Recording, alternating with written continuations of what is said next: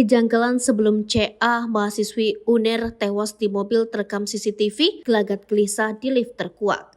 Detik-detik sebelum tewasnya CA, mahasiswi Fakultas Kedokteran Hewan Universitas Erlangga atau UNER, Surabaya terbongkar. Gelagat CA seperti orang gelisah saat beberapa menit di sekitar apartemen yang terpantau lewat CCTV. Diketahui gelagat mahasiswi program profesi dokter hewan ini terekam dari kamera CCTV di apartemen Praksis, Jalan Kayon, Surabaya, tempat tinggal korban bersama adiknya.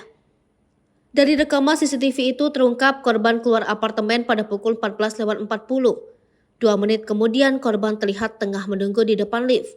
Lalu pada pukul 14.45 korban sudah berada di dalam lift dan 5 menit kemudian sudah berjalan menuju basement apartemen. Terakhir pada pukul 15.05, korban sudah keluar apartemen menggunakan kendaraan Honda Jazz berwarna hitam.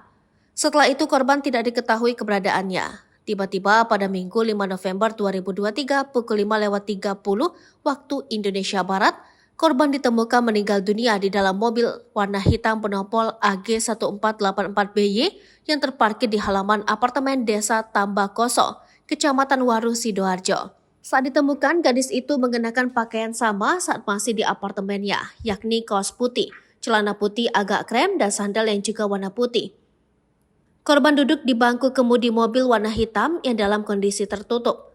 Korban sudah tidak bernyawa dalam keadaan kepala terbungkus plastik yang di bagian lehernya terlakban.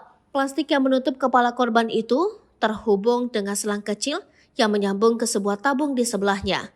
Tabung gas helium yang berada di jok mobil depan sebelah korban.